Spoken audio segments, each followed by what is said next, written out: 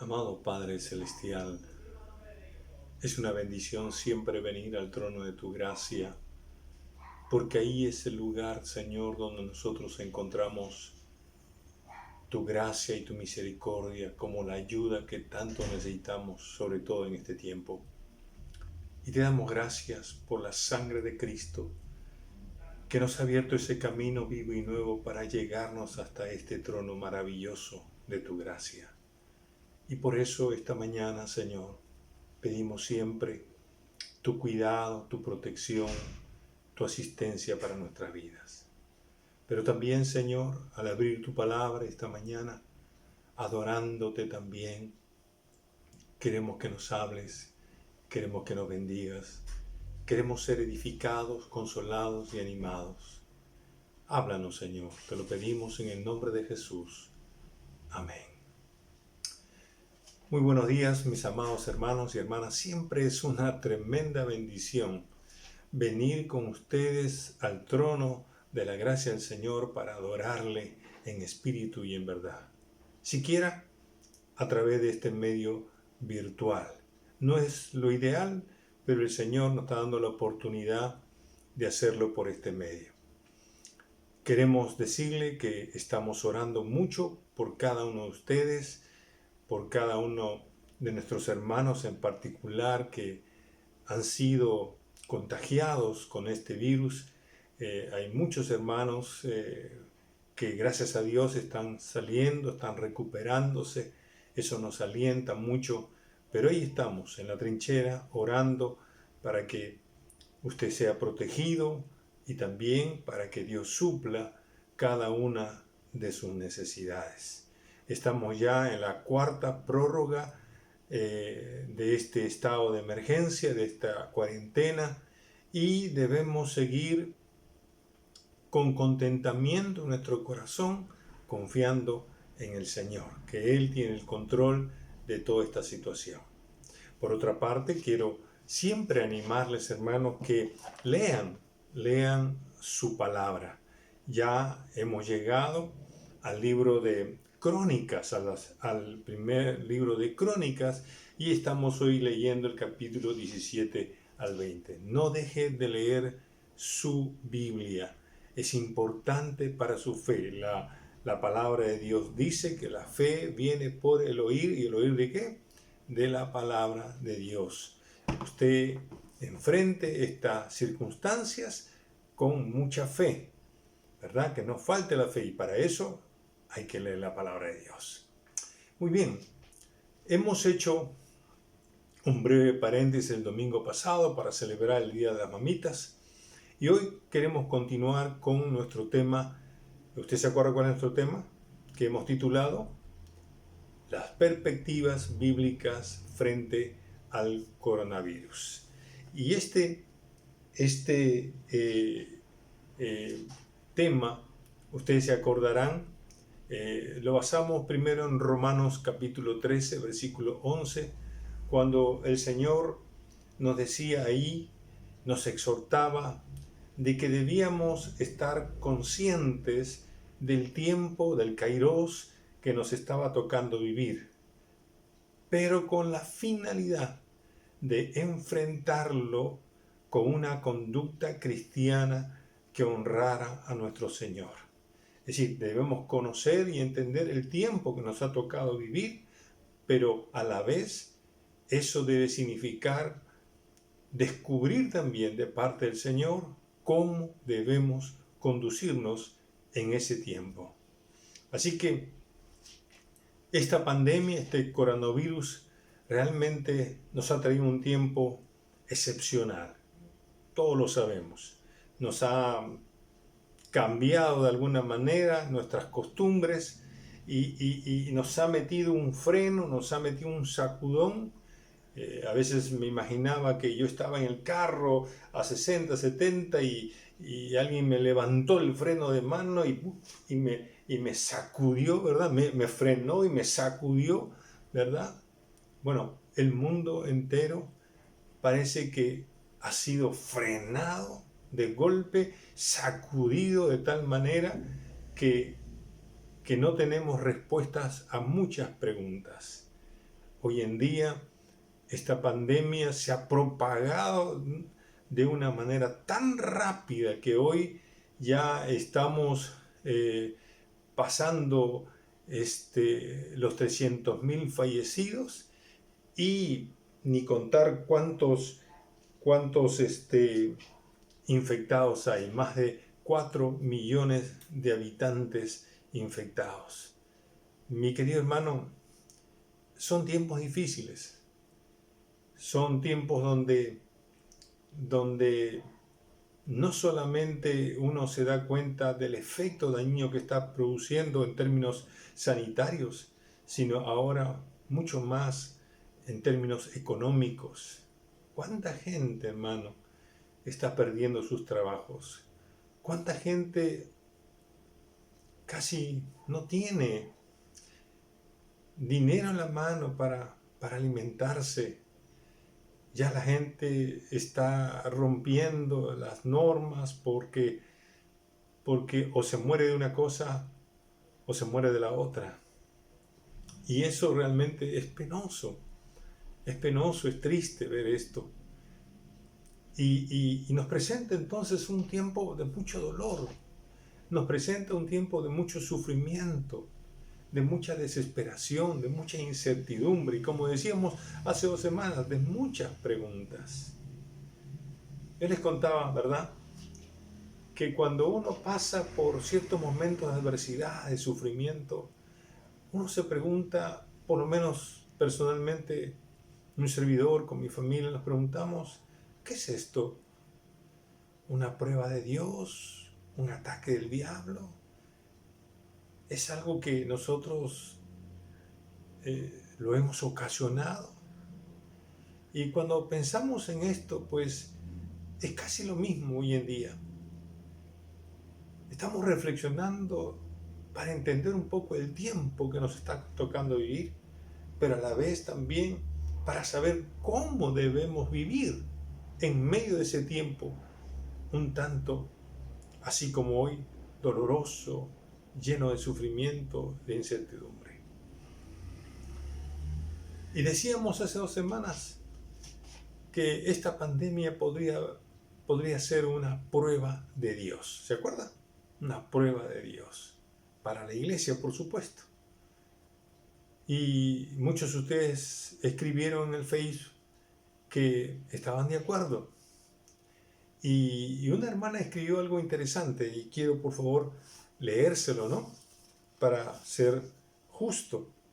Ella escribió: Dios está tratando con nuestro carácter, con nuestra relación y comunión con Dios. Pues si lo entendemos como una prueba, es realmente eso. Dios está tratando con nuestro carácter, con nuestra relación con Dios. Pero ella añadió algo más, algo interesante que también se lo leo. Dice: Dios quiere ver un pueblo humillado delante de Él. No un pueblo soberbio ni autosuficiente, ni menos desobediente. Y cuando la hermana está compartiendo esto en el Face, porque leo en el Face, hermanos, y mi interpretación es, quiere decir que mi hermana está mirando que lo que estamos viviendo, esta pandemia, este coronavirus, es también un castigo de Dios. Que nosotros estamos, como iglesia, viviendo de manera orgullosa, autosuficiente. Ahora, esta es una pregunta interesante, una pregunta válida, creo yo. Y sería lindo que esta mañana podamos reflexionar en eso. Y preguntémonos, ¿es este coronavirus un castigo de Dios? ¿Qué piensa usted? Quiero invitarle que vaya y abra su Biblia en 1 de Pedro, el capítulo 4. Miren lo que dice 1 de Pedro, capítulo 4, el verso 17. Dice: porque es tiempo de que el juicio comience por la casa de Dios. Y si primero comienza por nosotros, ¿cuál será el fin de aquellos que no obedecen al Evangelio de Dios? Y lo voy a leer en otra versión, en la traducción del lenguaje actual. Dice, ha llegado el momento de que Dios juzgue a todos y que empiece a juzgar a su propio pueblo. Y si empieza por nosotros y nos hace sufrir, imagínense lo que les espera a los que no obedecen la palabra de Dios. El apóstol Pedro, claro en señalar, él dice, porque es tiempo del juicio. Es tiempo, dice, de que el juicio comience por la casa de Dios, por la familia de Dios, por el pueblo de Dios, por la iglesia de Dios. Ese tiempo es el Kairos también. Ese tiempo que tiene características peculiares y que tiene también oportunidades tremendas que aprovechar. Dice, en ese tiempo, como el de hoy, por ejemplo, comienza el juicio. Y ese juicio, dice, debe comenzar por nosotros los cristianos. Ahora bien, no hay duda, mi querido hermano, que Dios juzga a toda la humanidad y juzga también a su iglesia. Ese juicio comienza por nosotros, dice la Biblia. Por lo tanto, debemos nosotros entender qué significa este juicio. La palabra juicio que el apóstol Pedro usa aquí viene de una palabra griega que se llama krima.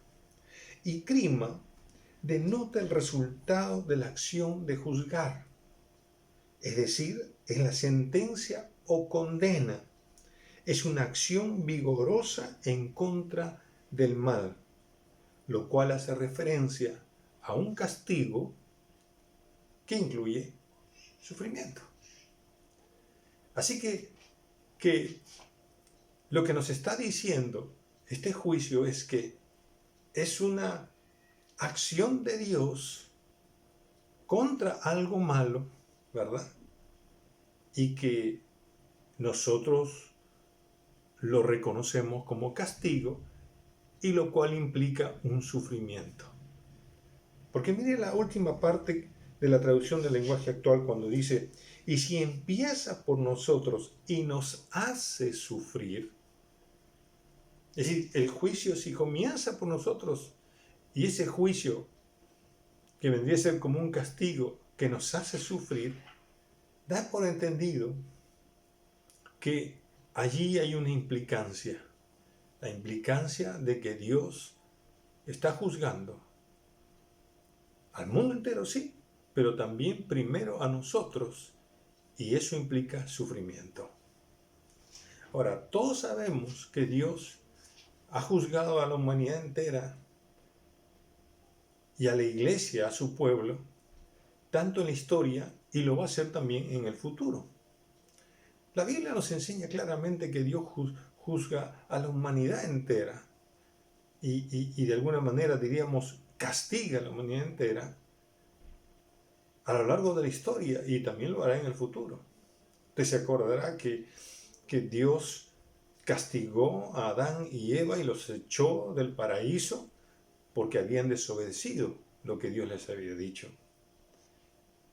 Todos recordamos cuando Dios envió un diluvio, 40 días y 40 noches llovieron sobre toda la tierra, ¿verdad? Porque esta tierra se había corrompido, estaba llena de violencia, llena de maldad en los días de Noé. Noé con su familia se salvó solamente. También encontramos la dolorosa historia de Sodoma y Gomorra, que Dios envía desde el cielo una lluvia de fuego y azufre que destruye totalmente la ciudad porque ellos habían pecado de manera grosera y abundante. El pecado era extremo, dice la Escritura. Encontramos a los asirios que se burlaron de Dios y en una sola noche Dios los juzgó, los castigó, matando a 180.000 asirios, soldados asirios. Un día la humanidad entera se enfrentará en el trono blanco de Dios y serán juzgados por sus malas obras. Irán al lago de fuego y azufre. Será doloroso, hermano. O sea, la Biblia enseña claramente que Dios juzga, ha juzgado y juzgará a la humanidad entera. Lo ha juzgado en la historia en algunos momentos y lo está juzgando y lo juzgará también mañana. Pero también la Biblia enseña que Dios juzga, hermano, a la iglesia, a nosotros. Ahora, es cierto que no tendríamos, si nuestra teología es sana, no pensaríamos en que Dios castiga a su pueblo.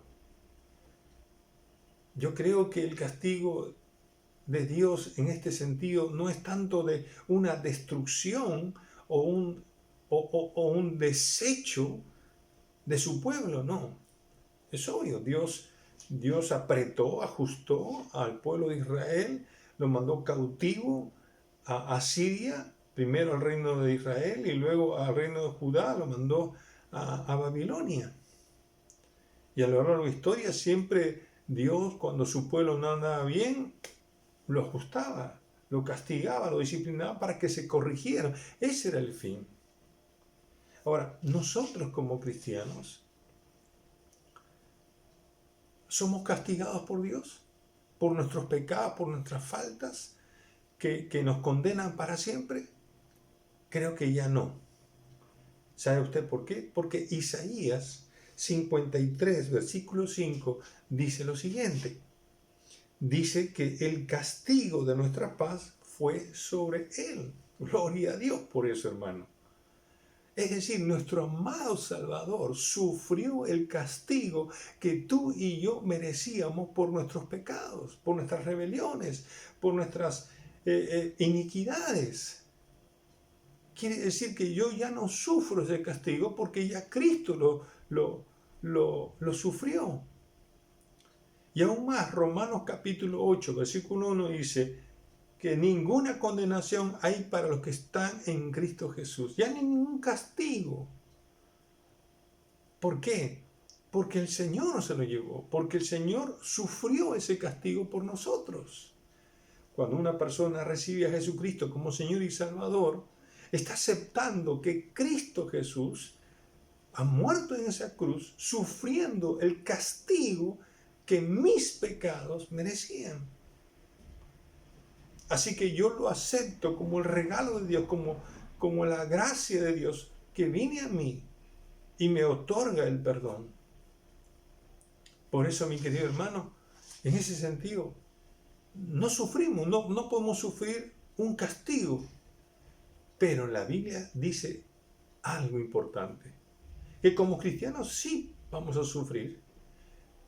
Vamos a sufrir el ajustón. Y esto la Biblia llama disciplina. Miren lo que dice Hebreos, el capítulo 12, el versículo 5. Dice Hebreos 12:5. Dice: y habéis ya olvidado la exhortación que como a hijos se os dirige, diciendo: Hijo mío, no menospreciéis la disciplina del Señor, ni desmayes cuando eres reprendido por Él, porque el Señor al que ama disciplina y azota a todo el que recibe por hijo. Y azota a todo el que recibe por hijo.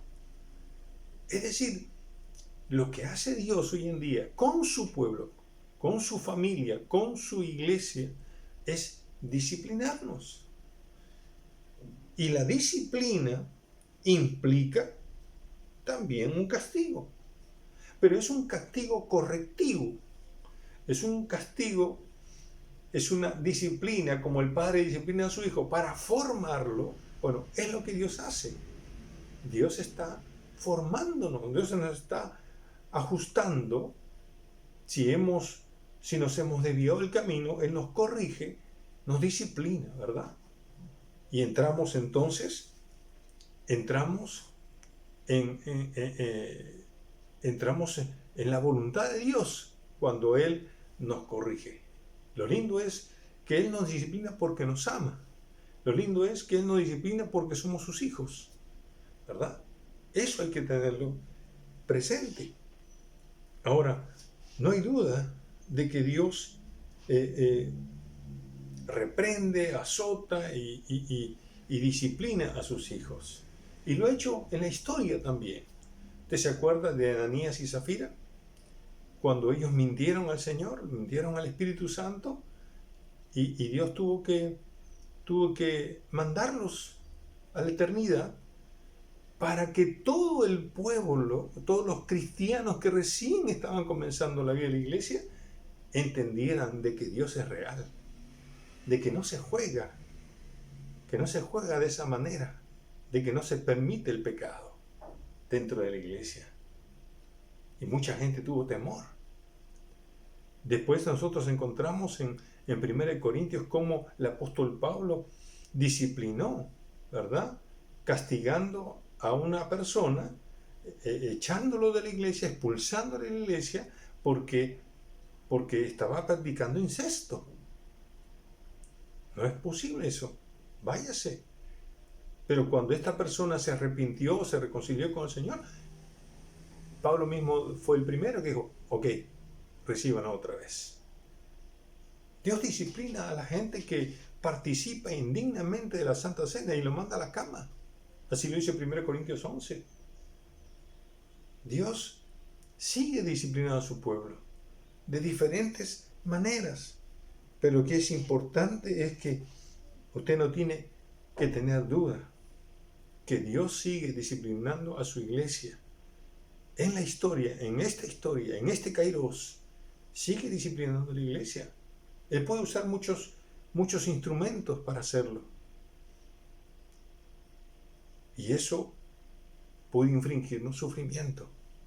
Y eso debemos tenerlo en claro.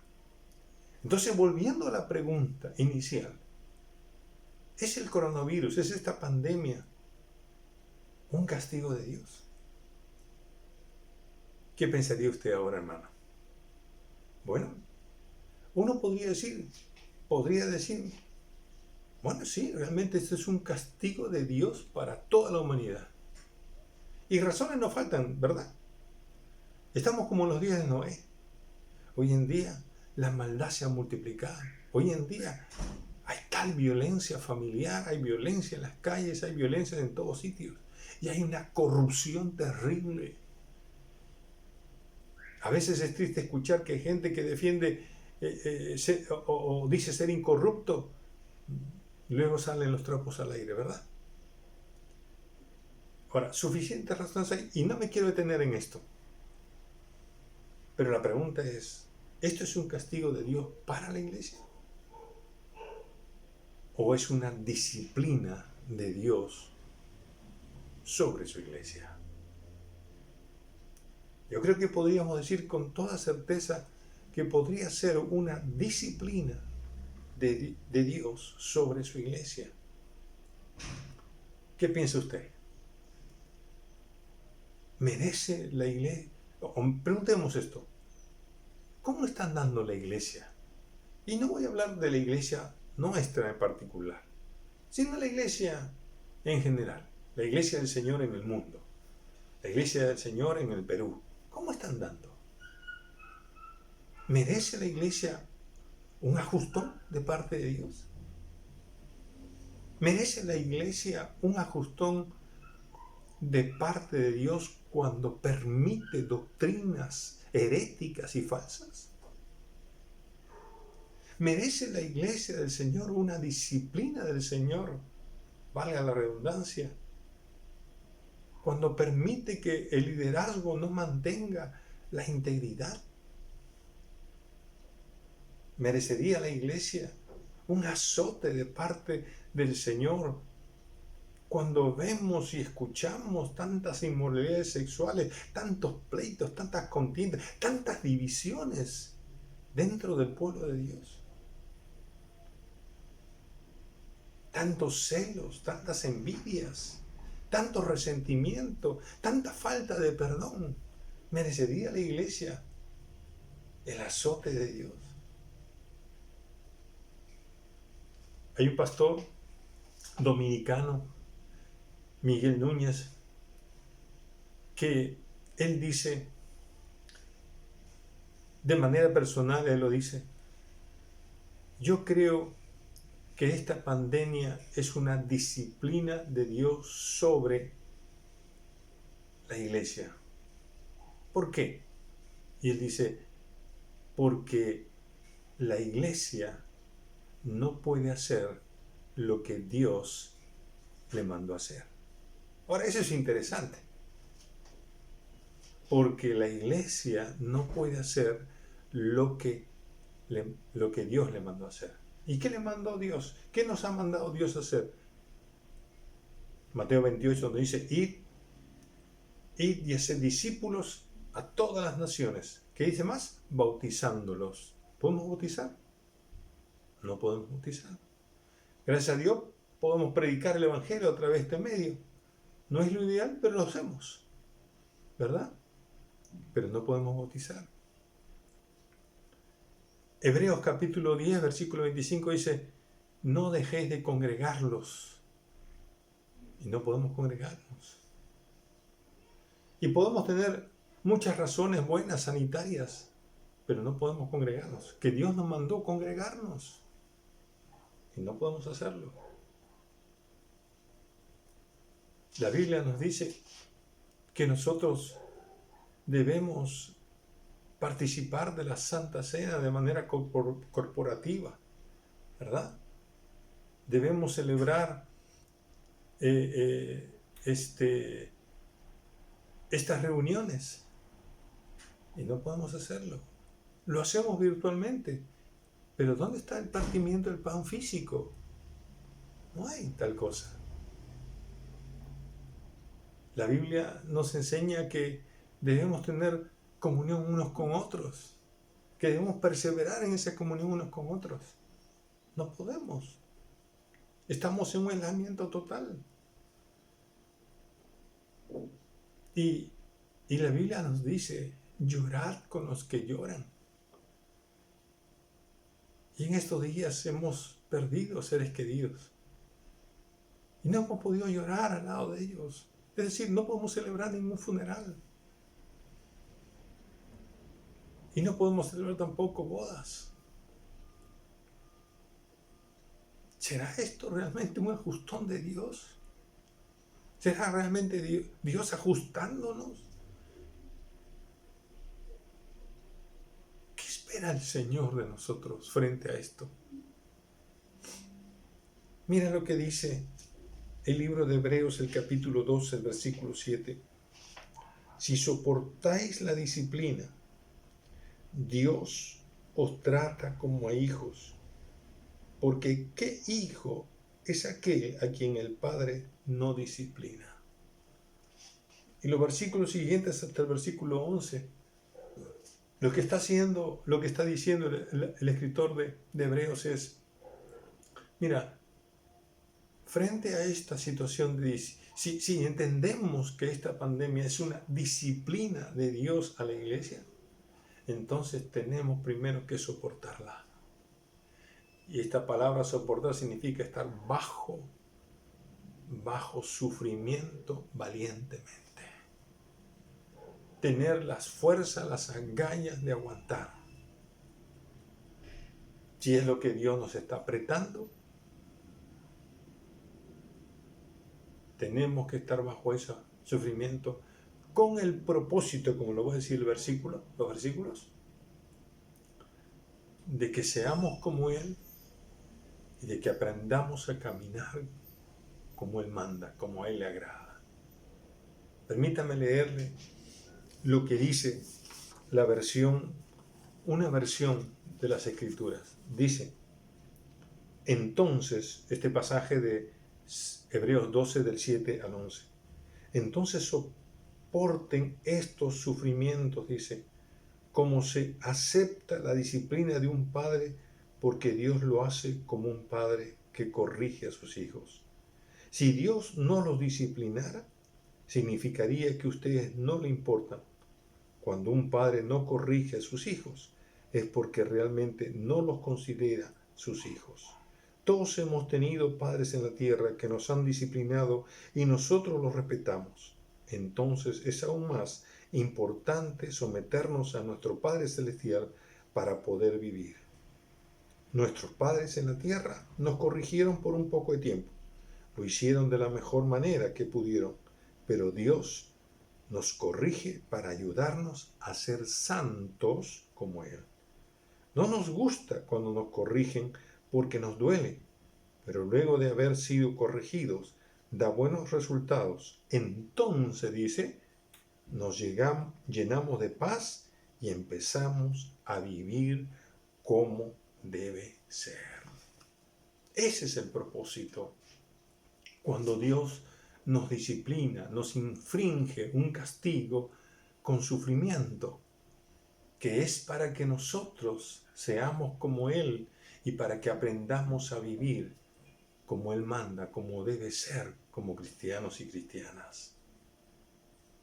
Y esta es la primera cosa que Dios espera frente a la disciplina: soportar. Soportar sabiendo que detrás de la disciplina, Dios como Padre nos está tratando como hijos con el único fin de corregirnos y de hacernos cada día más como Él. Y así vivir de la manera que a Él le agrada. Pero una segunda cosa está en el versículo 12 de este mismo libro. Dice: por lo cual levantad las manos caídas y las rodillas paralizadas y haced sendas derechas para vuestros pies, para que lo cojo no se salga del camino, sino que sea sanado. Seguid la paz con todos y la santidad, sin la cual nadie verá a Dios. La segunda cosa que tenemos que hacer frente a la disciplina de Dios, si así lo entendemos, que es esta pandemia, entonces tenemos que renovar nuestras fuerzas, fortalecerlas, previamente humillándonos y arrepintiéndonos para enderezar nuestras sendas torcidas. Permítame leerlo en otra versión. Dice: por lo tanto, renueven las fuerzas de sus manos cansadas y fortalezcan sus rodillas debilitadas. Tracen un camino recto para sus pies, a fin de que los débiles y los cojos no caigan, sino que se fortalezcan. Esfuércense por vivir en paz con todos y procuren llevar una vida santa, porque los que no son santos no verán al Señor.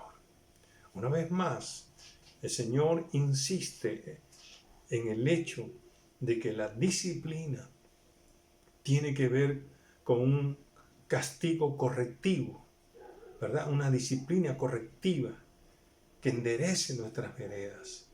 Y para eso, entonces, implica humillarnos, implica arrepentirnos, implica que nosotros nos volvamos a Dios como creyentes. Esta es como la oración, por decir así. Esta es la versión del Nuevo Testamento de lo que Segunda de Crónicas 7:14 es en el Antiguo Testamento. ¿Usted se acuerda de ese pasaje? Es muy conocido, ¿verdad? Dice: si mi pueblo se humilla y ora y busca y me busca, y si al mismo tiempo abandona su mala conducta, yo escucharé en el cielo su oración, perdonaré sus pecados y los haré prosperar de nuevo. Gloria a Dios. Esta oración fue dada a Salomón cuando él estaba dedicando. Porque, o mejor dicho, esta palabra del Señor vino cuando Salomón estaba edificando la iglesia, o el templo, perdón. Y Dios le dijo: si tú pecas, yo te voy a ajustar. Pero si tú te humillas, si tú me buscas de todo tu corazón, si tú te conviertes de tus malos caminos, de tu mala conducta, y oras a mí, entonces yo voy a oírte. Yo voy a oírte de los cielos, voy a perdonar tus pecados y voy a sanar tu tierra, voy a traer prosperidad de nuevo a tu país, a tu tierra. Y mi querido, esto es lo que Dios nos está enseñando. Dios nos está enseñando que debemos entonces examinarnos a nosotros mismos. ¿Cómo estoy viviendo como iglesia? Usted y yo somos la iglesia. Amén. Usted y yo somos la iglesia. Así que a la pregunta inicial otra vez, vale la redundancia, si el coronavirus es un castigo de Dios, diríamos sí para la humanidad, posiblemente, pero para la iglesia de manera particular, porque el juicio comienza por nosotros primero, podríamos decir que ciertamente puede ser una disciplina de Dios sobre nosotros. Y si lo entendemos de esa manera,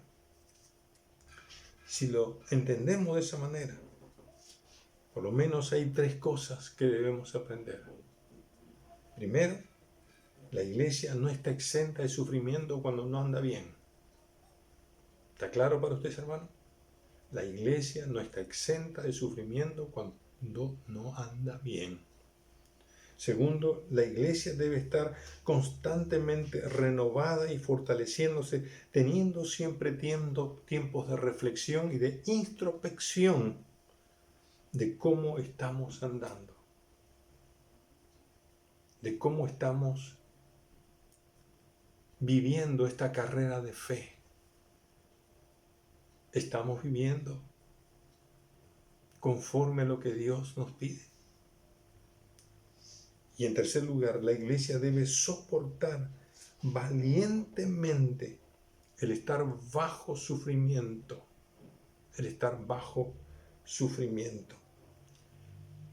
Y esto debe ser la oportunidad para nosotros de revalorar lo que quizás dejamos en el pasado o lo que hicimos religiosamente como cristianos, o lo que hicimos como cristianos de manera ligera. Debemos revalorar el hecho de congregarnos. El congregarnos no es una opción. Dios nos manda a congregarnos. El hecho de participar de la Santa Cena, el hecho de celebrar un bautismo que Dios nos manda como ordenanzas que el Señor mismo ha establecido para su iglesia, no es una cosa optativa, no es un programita más en la iglesia, es algo importante para Dios. Ahora, noten una cosa, mi querido hermano, decía que tenemos que revalorar, congregarnos, ¿verdad? Alguien ha tenido que ponernos en una inmovilización total el día domingo. ¿Qué nos hace pensar eso? Es que Dios usa instrumentos para decir, ¿sabes qué? Tienes que entender que el día domingo es para mí, dice el Señor. No tienes que hacer otra cosa. Oiga, si uno piensa así, esto es serio, ¿verdad? Tenemos que aprender a revalorar el hecho de lo que Dios nos está mandando es el hecho de que usted y yo debemos intencionalmente obedecerlo porque le amamos, porque queremos agradarle.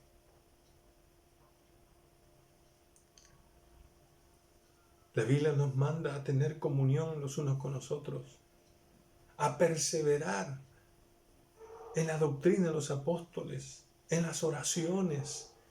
Eso es lo que nos manda el Señor. Y eso lo apreciamos, lo hemos apreciado, lo valoramos eso. Yo, mi querido hermano, me imagino el día en que podamos estar otra vez reunidos ahí en la iglesia, cantando juntos, abrazándonos, levantando nuestras manos al Señor, aplaudiendo y mirando nuestros rostros llenos de alegría, porque Dios nos abrió las puertas. Necesitamos humillarnos, arrepentirnos si no hemos valorado estas cosas. Y finalmente, si esta pandemia es una disciplina de Dios sobre su iglesia, debe ser para mí como cristiano la oportunidad de seguir confiando en Dios. ¿Y sabe usted por qué? De seguir confiando en Dios y encomendándome en sus manos. ¿Sabe usted por qué? Porque si yo entiendo que este es un tiempo de disciplina de Dios, entonces yo entiendo que Dios me está tratando como su hijo. Me está tratando como su hijo. Y no hay mayor bendición y seguridad para mí saber que soy de la familia de Dios. ¿Cuántos hijos y hijas de Dios hay acá? Levante su mano ahí y sea una cosa más. Escríbame en el Facebook y ponga ahí: yo soy un hijo de Dios o yo soy una hija de Dios. Aleluya. Y ponga algo más: soporto la disciplina y renuevo mis fuerzas humillándome para ser como Cristo y vivir como Él me mandó.